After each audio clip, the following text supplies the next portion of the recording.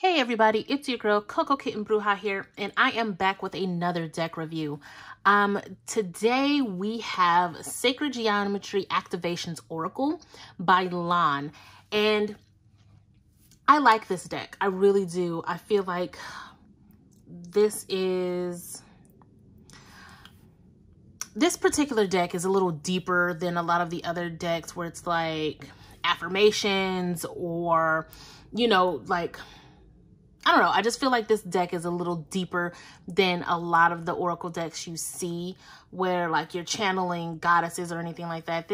I feel like this particular Oracle deck takes things a bit further, a bit deeper when we start looking at 5D, 7D, 9D type of vibrations, right? So I was very much enamored with this particular deck, and I still am whenever I use it.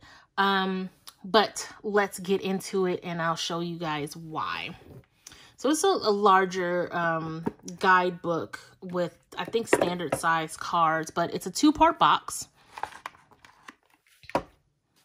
And the cards are actually a little larger than typical Oracle cards, but the guidebook is pretty detailed. I think it's 160 pages. Typical standard paper.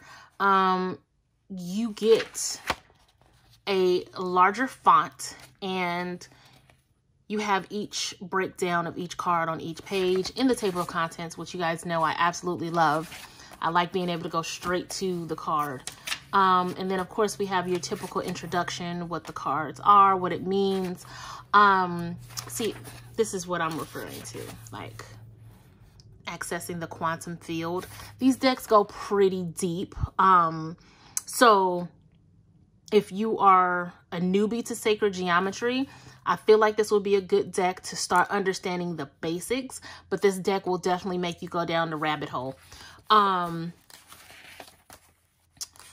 There are, you know, how to activate the cards, and then of course different spreads you can use. And it starts talking about the chakras. It goes really detailed, but then it goes straight into the interpretations of the cards. So you have the picture, you have the blurb that's under it, which you'll see when I show the cards, and then it goes into the breakdown, right? And then it gives you something that you can actually try to push through and activate the particular card. So of course you get all of your chakras, and then listen, this is such an important word that I wish we had more conversations about, especially when it comes to your spirituality and the spiritual community. But child, that's a whole podcast episode, which my podcast is back, if you guys didn't know. Anyway, this particular deck I love because it really breaks things down from a vibrational standpoint using sacred geometry. Hello, prosperity. But I like this deck, and I feel like the guidebook is pretty comprehensive with giving you the information you need. And then you can always, like I said, go down the rabbit hole of each type of sacred geometry and really dig deeper to get more of a meaning. So let's look at the cards, which they are all out of order. But here we go. So you get the number, which you can pull numerology with that. You get the name of the card. You get this beautiful imagery of whatever sacred geometry is on the card. But then you have this blurb here. So worst case scenario, you ever lose the guidebook, these cards will still give you a keynote to what it's about at the bottom of the card, which speaks to the size of it because it's pretty big. But they are gorgeous. Absolutely gorgeous. I feel like they're very soothing to look at. Unless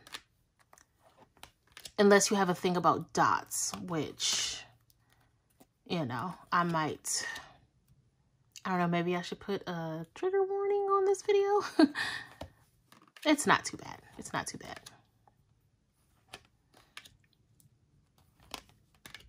Let me know how you guys feel about this particular deck in the comments. Again, it goes really, really deep when it comes to Like, you could look up the sacred geometry of quite a few of these and pull more than just what's on the blurb and what's in the book.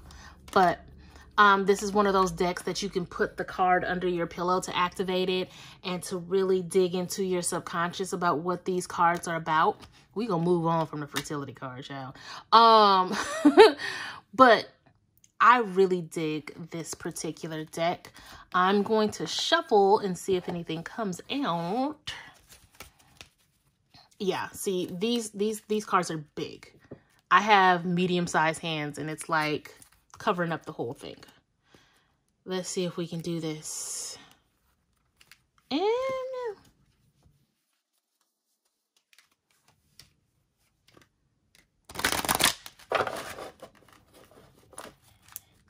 let's try side shuffling instead of the bridge shuffle.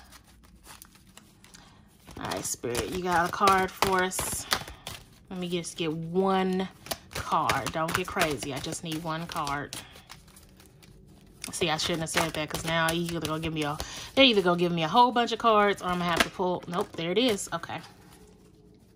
Thank you, Spirit. Y'all, you know what? I'm gonna read this. I ain't having no babies. Maybe one of y'all about to have a baby. But the frequency of fertility invites us to be more open, more courageous, more creative, and more joyful than we were before. It activates the potential for something beautiful to grow from our consciousness into a new and grander expression of ourselves. I will take that. I'm sorry that I was running from this card. I ain't having no more kids, y'all. But I'll take that. I will absolutely take that meaning of fertility. You guys let me know how you feel in the comments about this deck. Hit that like, hit that subscribe, share it with everybody. And if you'd like a personal reading, you can always DM me across social media at CocoKittenBruja.com, and we can set you up with a private video reading where I can snatch your edges for 30 to 45 minutes. With that being said, I wish you guys nothing but love and light. Peace.